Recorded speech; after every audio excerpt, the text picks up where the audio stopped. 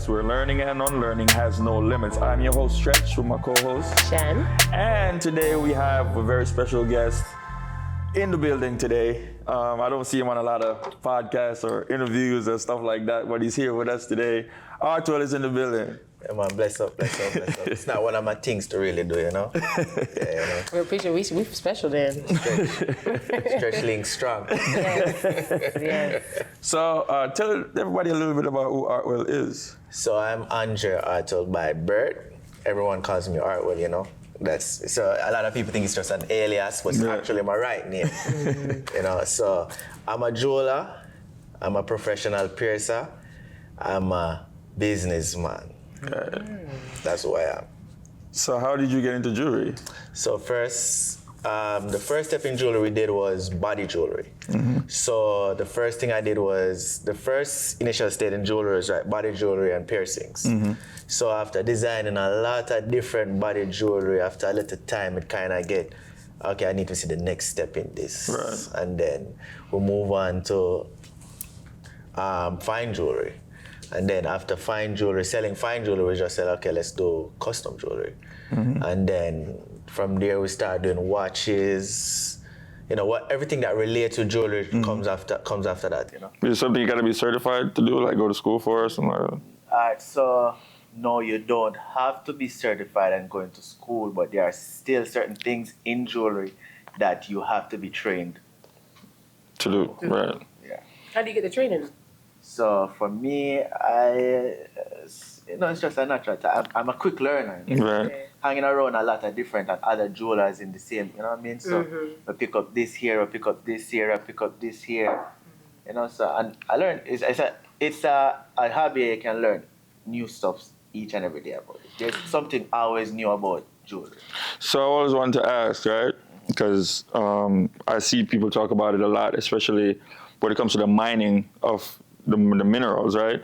So like gold and diamonds and silver stuff, they come from the earth directly, right? They're natural resources. So how do it turn from the natural resource to the actual jewelry? So everything goes through a process, you know, just like, what's the name of the podcast again? Student to life. Student to life. Right. Everything has a process. So, you know, you have the mining part, then you have a different company that does this, then have a different company that does that, and then this is, for most people, this is what they only see that the end result. Right. Not a lot of people get to see a raw cast of gold. Not a lot of people get to see diamonds unset or even a raw cast of diamond, you know, a raw diamond. You know what I mean? So for me now, I have the opportunity coming from where we're coming from to see these type of stuff. Right. Well, I take advantage of everything I saw and I turn it into money.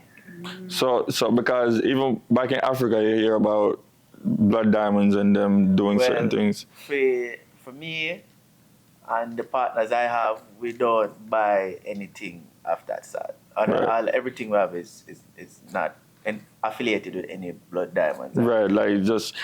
What's the blood diamonds? I heard of that before. That's a movie, right? So basically it's something where you take advantage of kids, you take advantage of people and mine them and pay them nothing at all. Oh, okay. So, you know, so that's why they kind of, break it down in layman terms. Right. Have you ever been to Africa? That's the only place I haven't been yet, you know. Okay. But soon. Right. What I think it's a white guy actually told me about the blood diamond thing where they'll go down there, come back with blocks of diamonds that the kids and they'll pay them a little bit like cents on it to go do the work. Wow. They would have men guarding like the mining sites and all these things. It's a big money business. Yeah. That's a black market. But Right. So, you know, not for me. We're not participating in that. So you're a mobile jeweler. You go to people, right? Like you go to this is it now. I have 4 locations in Maryland and I just recently opened up a location in Jamaica. We're gonna get to that. That's we won't know about that. But I can definitely do house visits if you're that type of client, that type of money. Because I was thinking about it when Stretch was like, we're gonna interview, we're gonna talk to a jeweler. I was like, being a jeweler must be like a driver of a Brinks truck. Like, No man, whenever just the safety part of it. Whenever I roll a certain way, you will know. Okay. Right. You won't see me by myself. Gotcha. So you move around, or you move around carefully. Because I move around carefully without jewelry and with jewelry. I remember me myself wear jewelry. Right. That's what I'm saying. So, there are certain places you won't see me just because you just want to avoid right. problems. Because so You're not hanging around in certain circles. You're not going to be in certain places. no, you won't get me in. It's not that I'm afraid of certain places. Right. It's just sometimes you just have to just be careful. Just avoid it. Have to be on the careful side. Yeah. Because at this moment in time, I'm a very corporate individual, so I can't take any chances. I have too much to lose. Yeah. You understand? So I don't play any games. So I always thought you was in California. I do be in California. So in California is where there's a lot of manufacturers in California. So that's where I manufacture a lot of the items I sell. And also in New York City. Right. So that's the main reason for me in California, because that's where the money is. That's where the money starts, and then take it outside. You call, yes, I need this, I need this. I can ship it from there to there. So you did body art too. Yeah. So I don't do tattoos, Right. but I do the piercings. Okay. So are you able to do when you do the jewelry, right? You draw it yourself? Yeah, we do all the sketching, we do all of that. I have a couple other artists that works with us. Okay. Because sometimes we might have creators block, so we bounce off each other to make it make sense. All right. So to get to the one in Jamaica now, you just opened that location in Jamaica. What was that like, opening the spot back home in Jamaica?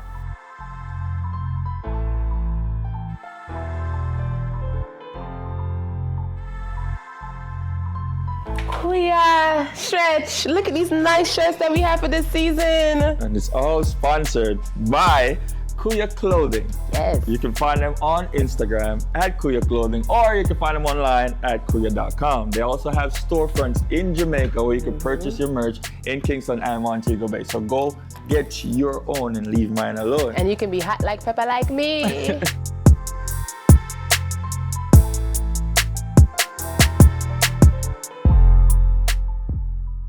To be real, some people say it look like my retirement plan. No, but to be honest here, it was just something I think that the country needed, and because it's usually a certain group of people that think can afford to do this Right. and understand are knowledgeable about the industry, so they choose to think that that's the people, that's a group of people that should expect a loan to own such businesses in the Caribbean, not just Jamaica, because I'm not just trying to service Jamaica on a whole. I'm trying to service the Caribbean with quality jewelry. Some at reasonable prices. I'm not going to say cheap, because there's no such thing as cheap jewelry. Understand? There's no cheap. Well, I can't provide cheap. Anything that's cheap, that's not good. Yeah, we already know that already. So, what has there been what steps basically have you taken to ensure the safety of your business in Jamaica? Because I hear, I know a lot of people, and me personally, has thought about First thing opening a business first, there. First thing first was location was a very, very, very important factor in whenever you're going to do anything of this caliber, you know what I mean? Because it's not a $10 thing. The cheapest thing I have in that store is maybe $60 US. In which to some people that's what, like 7,000, you know what I mean? And the most expensive thing, there's no such a price tag anymore. It goes all the way up to whoever you can take it, you know? So did you, as a businessman, and I know you actually looked at the infrastructure and looked at the people that you're bringing it to. Like, we always talk about there's not much money in Jamaica, but that's exactly what I was about to say. That is not true, because the thing is that a lot of people leave the country, and it's just that people underestimate us as a culture. You know what I mean? Right. We have so much.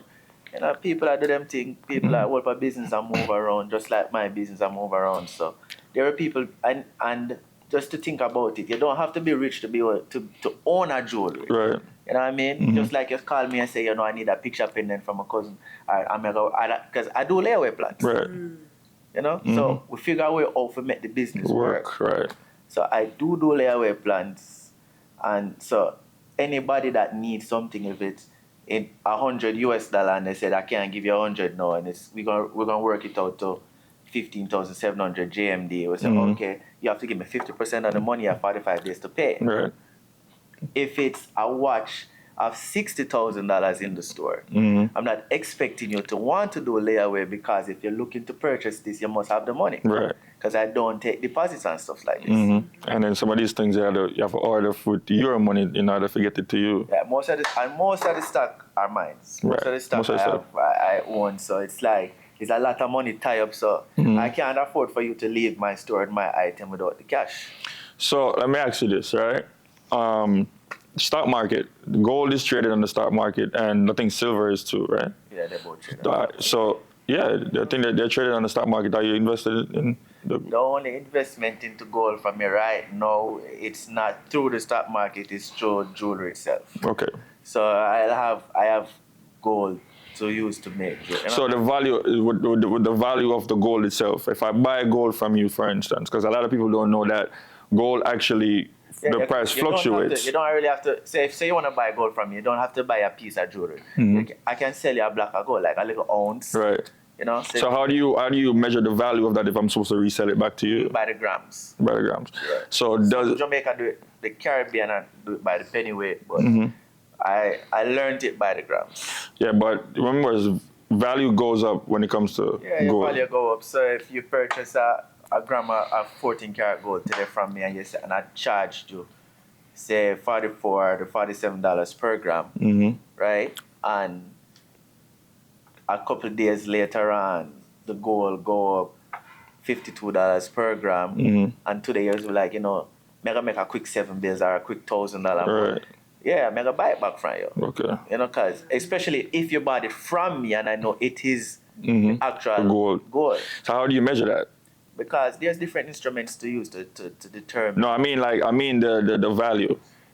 Each day, the day you come, we're gonna know what's the gold value at that time, that particular day. Okay. So if that particular day, it might be your luck, my luck that day. You know what I mean? So you might come in expecting to get this amount when the gold drop. If you are in a desperate situation, I have to carry it up. What's the value between diamond and gold when it comes to fluctuation like price? So you have diamonds of different clarity. So you have from I, SI, VS, VS. Yeah. So and we have color grade diamonds also. So you have and then gold is just 10 karat, 14 karat, 18 karat, 22, 24. You know what I mean? Because we always hear the rumor that diamond loses value. It all depends on the diamond that you're talking about. So these diamonds that you're using to make like these custom pieces, they are 1 millimeter, 2 millimeter, 1.5 millimeter. They're micro diamonds. You know what I mean? So you're not going to expect to make $1 million and something like it's not going to. But if I'm the jeweler that you took it from, I will work it out. I will make it make sense for both of us to make sure that I keep you as a good client to me. Because that's what means everything to me, to make sure that everyone that comes to me stays with me.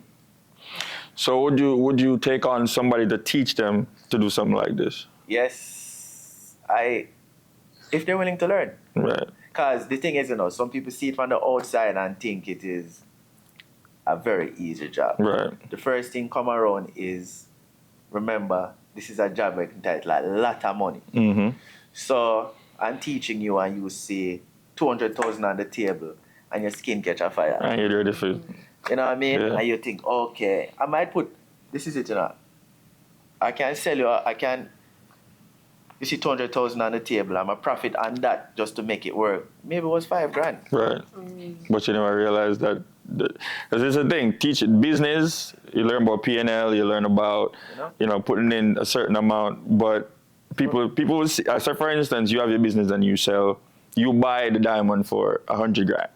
And you make $105,000. You're looking at the $105,000 like, this is what I made. You made $5,000. Yeah.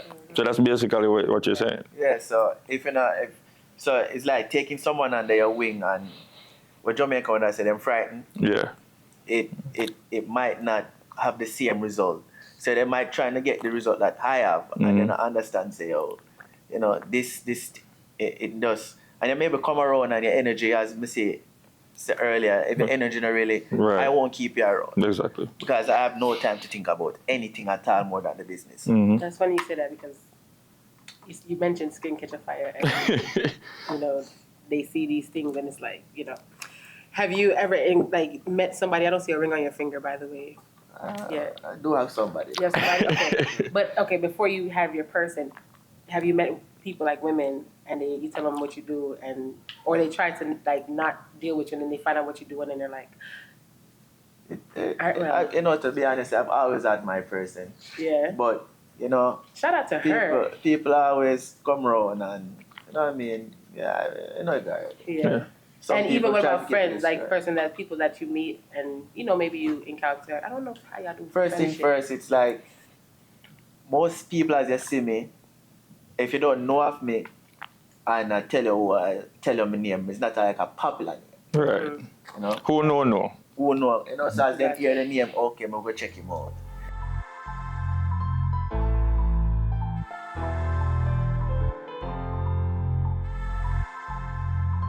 Everyone that knows me knows I'm a tequila drinker, and this tequila I'm gonna introduce you to right now is called TC Craft Tequila. It's one of the smoothest tequilas you ever taste. It's made from natural agave. You know me, I like my natural stuff, you know what I mean? And it won like a bunch of awards from the SIP awards, so you know it's official. So everybody try this tequila. It's TC Craft Tequila. Shine, where can they find it? Listen, make sure you order this tequila from tccrafttequila.com, or you could pick it up from any wine and spirit store near you. All right? All right.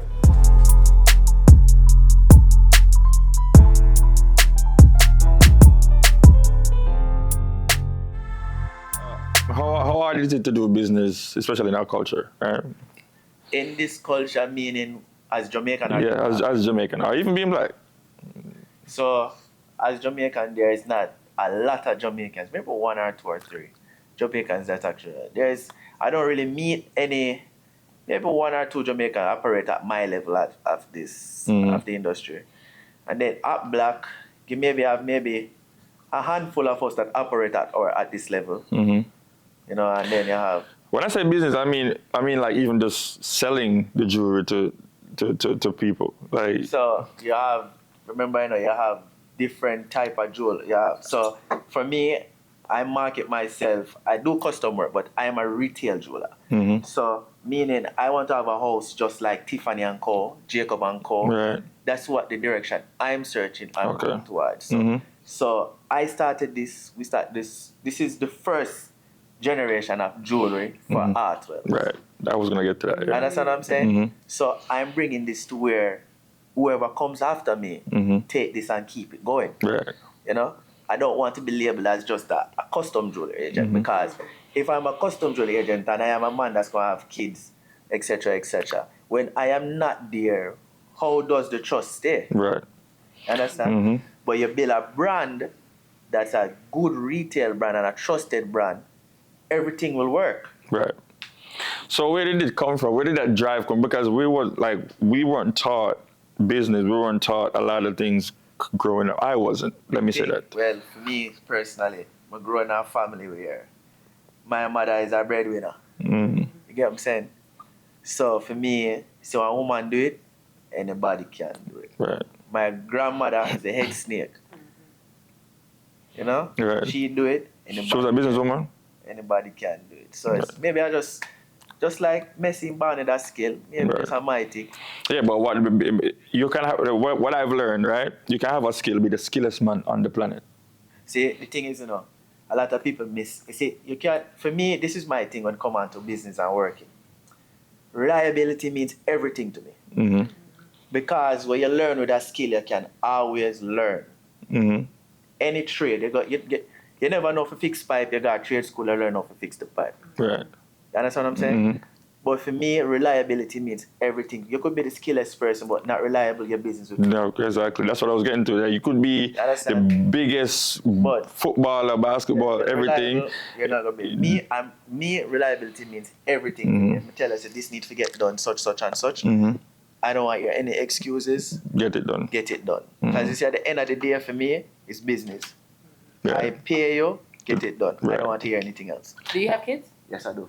And how many do you have? One. One? Boy or girl? A girl. How old is she? 2. Oh, she's a little baby. Okay, so like my daughter is 6 and she sees me do hair because I'm a hairstylist. And she's saying, Mommy, I want to do hair, I want to do hair. And although I wouldn't mind because it's a great industry to be and make a lot of money, but I want her to, you know, and even if I create something for her where it could be passed down in a generation, I can't say, okay, I know she's going to take it on. Would you like for your daughter to take on this? Okay, now what if she gets to 16 and say, Daddy, I hate the jewelry world? Well, that is the thing. Not because my daughter, if she gets to 16 and she doesn't like the jewelry world, she's not going to be broke. Right. Okay. You know what I mean? She's still as I said earlier, that's why I create a system where this thing grows into an empire. So we're in a big retail brand. Gotcha. You know? Okay. A nice jewelry house. Yeah. You're building generational wealth, basically. And a household name. yeah, basically. So I want to go back to what we were saying earlier about being talented and not having work ethic, not having business structure, not having a drive to do this, because you can be talented and not putting your talent to good use. You get what I'm saying? And a lot of people sit down and criticize you for doing what they could have done. You get what I'm saying? They're like, oh, you're doing it. I could have did that too, but you didn't. You know, you don't have, like he said, the wherewithal to say, all right, I'm gonna make sure the stuff get done on time. I'm gonna make sure I show up on time. I'm gonna make sure it gets done the right way. I'm gonna make sure I do business the right way. This is a business that built up from $1,500 US. Wow. So I don't want anybody tell me anything that this is not possible. Right. I don't listen. I'm a very stern businessman. I don't do bullshit. Right. You know what I mean? Mm-hmm. So that's why certain places you won't see me, because I don't really tolerate the unnecessary talking. Right. And you have certain conversations because it's a waste of time. I don't do meaningless conversation. Right. Can't do it. But this is a business I'm built from $1,500. Mm-hmm. And I won't tell you where it is right now. But Which we don't suggest you do either. but it can work. Whatever you do, it can work. You know? Now may I compete with the heavyweights. Right. Now I know a lot more than a lot of other people that's been in the industry more than me, because I try to learn as much as I can. Right. And you put in time. I'm put in time. What were some sacrifices, like one or two major sacrifices you had to make? So one of the biggest sacrifices is time with family. That's me. You know, biggest sacrifice that I think I make, time with family. Yeah. They hear, you know, just to keep the ball going, because I'm a natural provider. Yeah. You know, That that's you should just be. why I'm a natural provider. Yeah. That's it. I wish we could have had this conversation like another hour longer still for real. But in closing though, let's tell us about some of the other things that you sell other than jewelry in the store, because I see you have shirts the other day, or some stuff like that. So yeah, I do have merch for the brand just to see them. So I do merch for the brand, and other than jewelry, I am not. Let me say, it's a whole luxury situation I'm trying to create. Okay. We're gonna have luxury furniture. We're gonna have luxury clothing line. We have, you know, it's just a whole thing based on the finer living. Mm-hmm. Okay. I have been a lot of places, and I know how to live the finest life I want to live. Okay. But it takes money, so I have to get to it. I appreciate that. Well, like I said, I appreciate you coming, because like I said, I don't see you on a lot of podcasts or stuff like that. But appreciate the knowledge that you drop for a lot of people, because a lot of people wouldn't even think to be a jeweler. Most people want to be in sports, music, you know, stuff like that.